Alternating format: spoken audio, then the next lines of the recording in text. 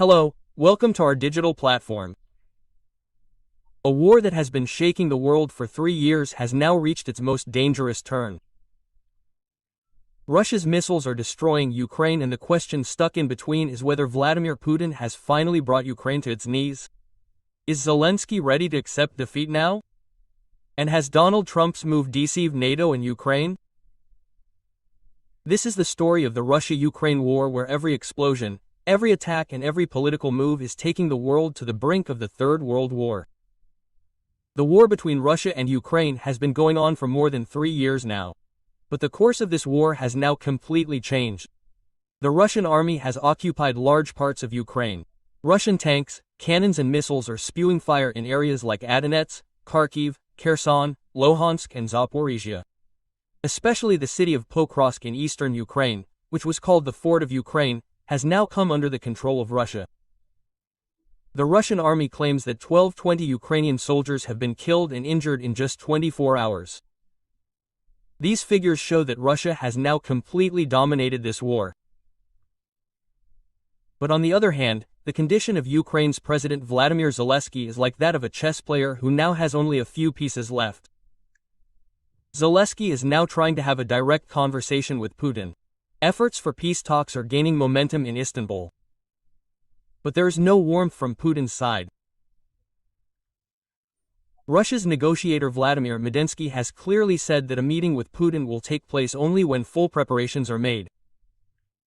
So what happened that Zelensky became so restless? Let us understand this story in more depth. Ukraine's condition at this time is like a ship that is on the verge of sinking after getting caught in a storm. Zelensky has now understood well that it is no longer in his power to stop Russia's stormy attacks. In July 2025, Russia has made such fierce attacks on Ukraine under the name July Storm that Ukraine has been torn to pieces. Russian army has captured large parts of areas like Donetsk, Kherson, Sumy and Luhansk. Russian missiles and drones have caused heavy destruction in cities like Kharkiv and Kharkiv. Zelensky has recently told the media that we want an end to this war. We want to end this war, and perhaps this end can begin with a meeting of the leaders. Zelensky is also restless because he is now seeing a decline in trust in NATO and America. Now his trust in NATO is decreasing because he is not getting the support he had hoped for. Ukraine was hoping that the power of 32 NATO countries and America would stop Russia, but this did not happen. Russia not only defeated Ukraine in the field but also foiled all the strategies of the Western countries. Zelensky now wants direct talks with Putin so that any kind of peace can be found. But Putin's attitude is clearly visible. He will not talk until Ukraine is completely brought to its knees. Now let's talk about Donald Trump, whom Zelensky once considered his biggest support. In June 2025, Trump had given Putin a 50-day ultimatum to make a peace agreement with Ukraine or be ready to face the consequences. But after this ultimatum, Russia has adopted a more aggressive stance. The Russian army has intensified attacks on 15 provinces of Ukraine against Ukraine. And now there is also news that NATO and 27 countries of the European Union have started suspecting Trump. Many European Union countries believe that Trump is doing arms business under the guise of the Ukraine war. There are also reports that Trump has made a rare mineral deal worth $500 billion with Ukraine. Ukraine now has nothing left to lose, and Zelensky has probably started understanding this trick of Trump. Recently, the US had resumed the supply of arms to Ukraine, which included 155mm artillery shells and rockets. Missiles and PAT missiles were included. But the surprising thing is that since last week this supply has been suddenly stopped, and Trump says that he did not even know who gave the order. All these things are deepening the gap of distrust between Ukraine and NATO. However, when this supply was stopped some time ago and Trump said that he did not know who gave this order, after that this supply was also resumed. All these things are deepening the gap of distrust between Ukraine and NATO. Guess the power of Russia from the fact that in the 3-year war, Even the combined power of 32 NATO countries, America and Western countries could not stop Putin.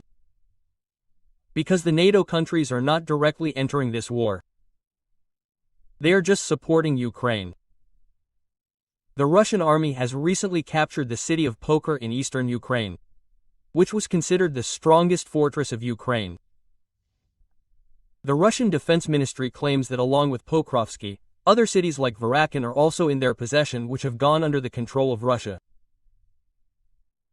Russia also says that Ukraine has suffered heavy losses in these attacks and 1,220 Ukrainian soldiers have been killed and injured in just one day.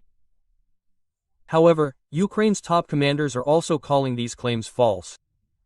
They say that Pokrovsky is still in their possession, but the situation on the ground is telling a different story. Russia has strengthened its hold not only in eastern Ukraine but also in areas like Luhansk, Kherson and Zaporizhia. Tanks, cannons and missiles of the Russian army are attacking indiscriminately on 221 fronts of Ukraine. Russian attacks in Kharkiv and Kherson have caused huge destruction. Now let's talk about the most dangerous aspect of this war. The threat of nuclear war. Fear of nuclear war. Something has happened in the last 32 hours which has scared the whole world. There are reports that the Ukrainian army has attacked Russia's nuclear bases and military facilities with drones and missiles. Experts believe that Zelensky is deliberately making such moves so that Russia uses nuclear weapons, and if this happens, countries like NATO, America, Britain and France will be forced to jump into a direct war against Russia. Dmitry Medvedev, former president of Russia and Putin's close aide, has also given a clear warning that if NATO tries to harm Russia, Russia will respond with full force. Medvedev has even called NATO nonsense. He says that if the Ukraine war escalates, Western countries may have to face attacks from Russia. This statement has come at a time when Trump gave Putin a 50-day ultimatum. But Putin not only rejected this ultimatum but also intensified the attacks on Ukraine. At this time, the condition of Ukraine is like a city that has been destroyed by repeated bombing.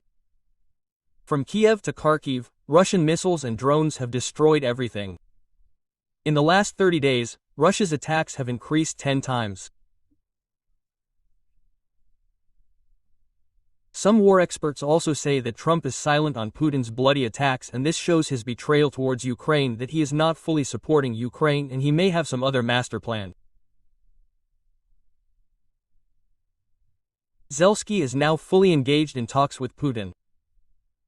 Ukrainian negotiator Rustem Umerov in Istanbul has also proposed a peace meeting by the end of August. But Russia says that such a meeting will take place only if all the conditions are theirs. That is, Russia is directly saying that they will do any peace deal with Ukraine only on their terms, and we all know the conditions of Russia, that they want to occupy the whole of Ukraine, and Ukraine has very large areas of its own. They should hand it over to Russia. Overall, Russia is emerging as the winner in this war, and Ukraine probably has nothing left to lose now. So this was the latest story of the war between Russia and Ukraine. What are the latest updates in it, and will Zelensky surrender to Putin? Will Trump's move lead to more destruction in Ukraine? And will this war take the form of the Third World War? What do you think about this? Do tell us your opinion in the comment box, and stay tuned to our channel for updates related to this and similar news. Subscribe to our channel. Thank you.